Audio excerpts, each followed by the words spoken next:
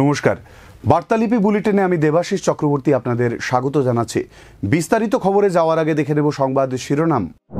রাজ্যপালের আহ্বানে সাড়া দিয়ে ইম্ফলে ২৫০-র বেশি মারণাস্ত্র বিস্ফোরক সমর্পণ করল আরামবাই টেঙ্গল। সেনাপতি জেলায় কুকিদের ঘাঁটি ধ্বংস। বিভিন্ন ক্ষেত্রে সহযোগিতার সম্ভাবনা নিয়ে ভুটানের মন্ত্রীর সঙ্গে মুখ্যমন্ত্রীর বৈঠক। বিশ্ব ব্যাংক কর্তার সঙ্গেও সাক্ষাৎ। ব্যবস্থাপনায় ত্রুটি হলে জনগণ ক্ষমা করুন, মহাকুম্ভ শেষে খোলা চিঠিতে বিশেষ বার্তা প্রধানমন্ত্রীর।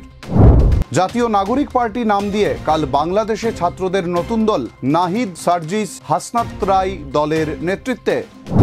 এবারে বিস্তারিত খবর। মণিপুরের মৈতেই সম্প্রদায়ের সংগঠন আরামবাই টেঙ্গল বৃহস্পতিবার প্রচুর পরিমাণের মারণাস্ত্র ও গোলাবারুদ সমর্পণ করেছে। এদিন ফার্স্ট মণিপুর রাইফেলস গ্রাউন্ডে বিশাল পরিমাণ এই অস্ত্রশস্ত্র সমর্পণ করেছে সংগঠনটি।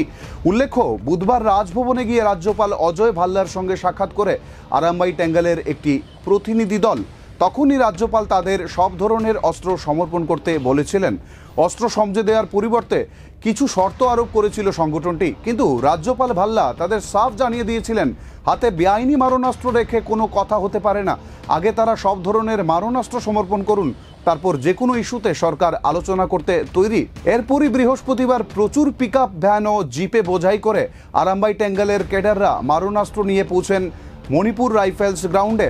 সেখানে শীর্ষ পুলিশ কর্তাদের সামনে তারা সব মিলিয়ে প্রায় ২৫০টি অত্যাধুনিক মারণাস্ত্র সমঝে দেন। সঙ্গে ছিল প্রচুর পরিমাণের গোলাবারুদ ও বিস্ফোরক।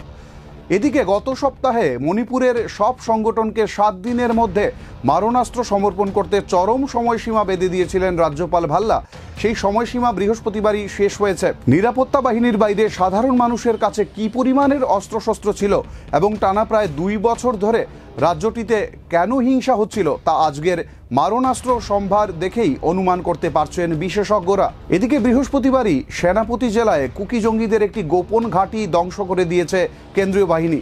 মণিপুর পুলিশ বৃহস্পতিবার জানিয়েছে কাংপোকপি, থৌবাল, ইম্ফল পূর্ব, ইম্ফল পশ্চিম, বিষ্ণুপুর ও কাকচিং জেলায় বিভিন্ন গোষ্ঠী ১০৪টি মারণাস্ত্র সমর্পণ করেছে।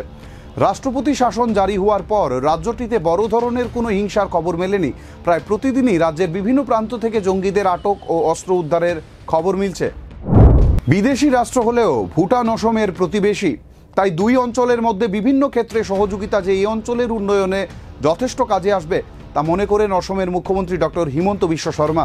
বুধবার সমাপ্ত হওয়া দুদিনের অ্যাডভান্টেজ আসাম সম্মেলনে অংশ নিতে এসেছিলেন ভুটানের কৃষি ও পশুপালন মন্ত্রী ইউতেন ফুন্তোসো।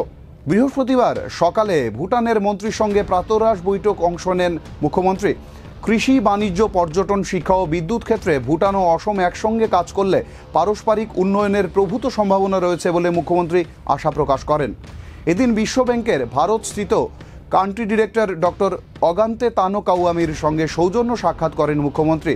অসমে বিভিন্ন প্রকল্পে বিশ্বব্যাংকের সাহায্য সহ অন্যান্য আন্তর্জাতিক সংস্থার সহযোগিতার ক্ষেত্রগুলি নিয়ে উভয়ের মধ্যে আলোচনা হয়।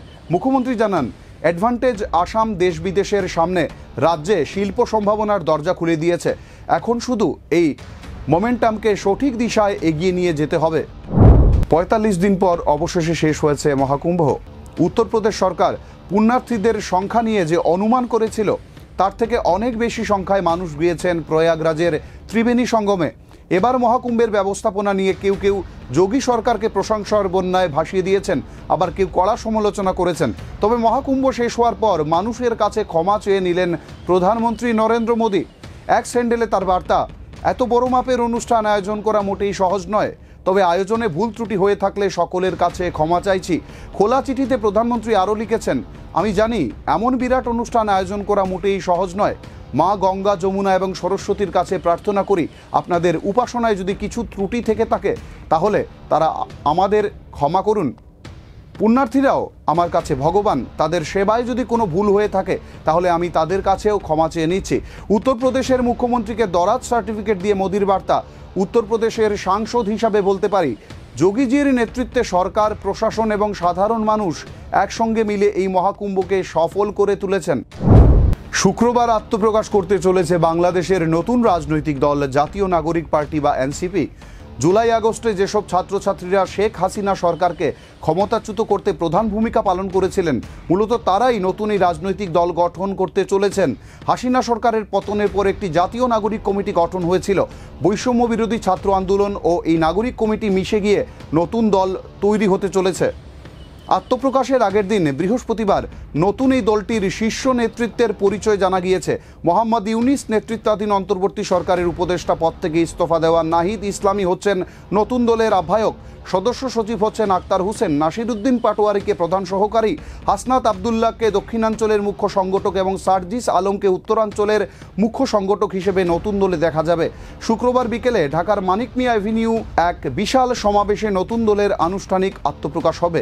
যে দেশের বর্তমান যে পরিস্থিতি, সেই পরিস্থিতিতে একটি রাজনৈতিক শক্তির উত্থানের জন্য আমার রাজপথে থাকা প্রয়োজন।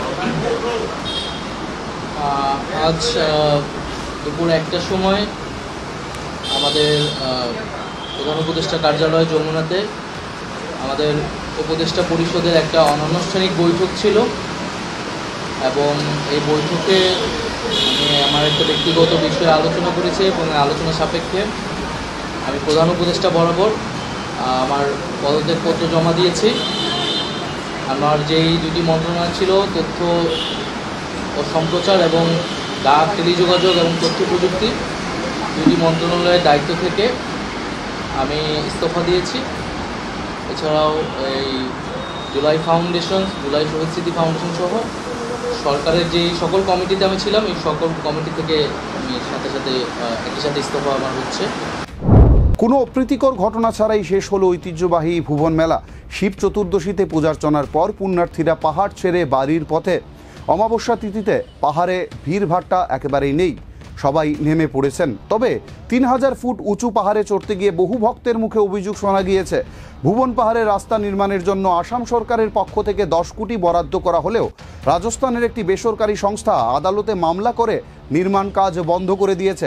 এর জন্য পাহাড়ের চড়াই উতরাই পেরিয়ে ভুবনেশ্বর শিব ঠাকুরের পূজার্চনা করতে যাওয়া পুণ্যার্থীরা অনেক অসুবিধায় পড়েন। মুখ্যমন্ত্রী হিমন্ত বিশ্ব শর্মা ভুবন পাহাড়ের চূড়ায় উঠে প্রতিশ্রুতি দিয়েছিলেন শীঘ্রই কামাখ্যা ধামের মতো ভুবন পাহাড়কে সাজানো হবে। এদিকে মামলাটি আসাম সরকারের বিপক্ষে করা হলেও কী কারণে সরকার নীরব, এ নিয়ে চর্চা শুরু হয়েছে। অন্যদিকে 5 লক্ষাধিক পুণ্যার্থীকে সামাল দিতে জেলা প্রশাসন ও পুলিশ বিভাগকে হিমশিম খেতে হয়েছে। তবুও জেলা প্রশাসনের তৎপরতায় অনেকে সন্তোষ ব্যক্ত করেছেন। বেশ কয়েকটি স্বেচ্ছাসেবী সংগঠন পুণ্যার্থীদের দিকে সহায়তার হাত বাড়িয়ে দেয়। তৎপর ছিল সিআরপিএফ ও দুর্যোগ মোকাবিলা বাহিনীও। শিবরাত্রি উপলক্ষে শিলচর ভোলাগিরি আশ্রমে অনুষ্ঠিত হলো 2 দিনব্যাপী উৎসব। বৃহস্পতিবার এই উপলক্ষে সকাল থেকে শুরু হয় সপ্তশতী চণ্ডীযজ্ঞ। যজ্ঞ পরিচালনায় ছিলেন ভোলাগিরি আশ্রম বেনারস শাখার অধ্যক্ষ শ্রীমৎ স্বামী মাধবানন্দ গিরি মহারাজ। উপস্থিত ছিলেন শ্রীমৎ স্বামী চৈতন্যানন্দ গিরি মহারাজ, শিলচর ভোলাগিরি আশ্রমের অধ্যক্ষ শ্রীমৎ স্বামী ভুবনেশ্বর আনন্দ গিরি মহারাজ। এদিকে প্রায় 3000 ভক্তদের মধ্যে এদিন মহাপ্রসাদ বিতরণ করা হয়। বুধবার শিবরাত্রির সন্ধ্যায় শিবের বিশেষ স্নান ও পুজো অনুষ্ঠিত হয়। এতে হাজার ভক্তের সমাগম হয়েছিল। আজকে আমাদের এখানে শিবরাত্রি উপলক্ষে 4 প্রহর ব্যাপী মহারুদ্রাভিষেক হয়েছে এবং কালকে চণ্ডীযজ্ঞ। শক্তি শিব এবং শক্তি দুটো আমাদের এখানে উপাসনা হচ্ছে, সাথে সাথে ভক্তদেরকে মহাপ্রসাদের ব্যবস্থা করা হয়েছে। मैं आश्रम समिति के ओर से आज कम से कम भोलागिरी रांगड़ खाड़ी आश्रम में शिवरात्रि का दूसरा दिन चंडी यज्ञ के पश्चात लगभग हमारे यहाँ के रांगड़ खाड़ी सिलचर के भक्त 3000 लगभग लोगों ने महाप्रसाद का सेवन किया और यज्ञ का दर्शन भी किया। तो आश्रम समिति को जिन्होंने यह आयोजन किया, हम सब तो काशी से पधारे हैं, आयोजक समिति को भी हम धन्यवाद देते हैं और सभी भक्तों को हम शुभ कामना शांति की कामना करते हैं। এবার খেলার খবর। ধীরে ধীরে জমে উঠেছে শিলচর ভেটারেন ক্রিকেটার্স ক্লাব আয়োজিত বরাক প্রিমিয়ার লিগ। আজ জয় পেয়েছে এলটি মইনমিরা, উমাং বদরপুর এবং হারেঙ্গাজাও ইউনাইটেড। শিলচর ডিএসের এসএম দেব স্টেডিয়ামে দিনের প্রথম ম্যাচে এলটি মইনমিরা উমাং বদরপুর 86 রানে পরাস্ত করে আরএফসি বদরপুরকে। প্রথমে ব্যাট করতে নেমে উমাং 8 উইকেটে 147 রান করে। দলের পক্ষে সবচেয়ে বেশি 57 রান করেন সাগর ছেত্রী। শিবম দেব পেলেন 3টি উইকেট। জবাবে ব্যাট করতে নেমে আরএফসি সব উইকেটে হারিয়ে 61 রান করে। দিনের অপর ম্যাচে হারেঙ্গাজাও ইউনাইটেড 70 রানে পরাস্ত করে গেম চেঞ্জার নর্থ শ্রীভূমিকে। প্রথমে ব্যাট করতে নেমে হারেঙ্গাজাও ইউনাইটেড 3 উইকেটে 136 রান করে। জবাবে গেম চেঞ্জার নর্থ শ্রীভূমি সব উইকেট হারিয়ে 66 রান করে। বার্তালিপি খবর আজ এ পর্যন্তই। ধন্যবাদ। শুভরাত্রি।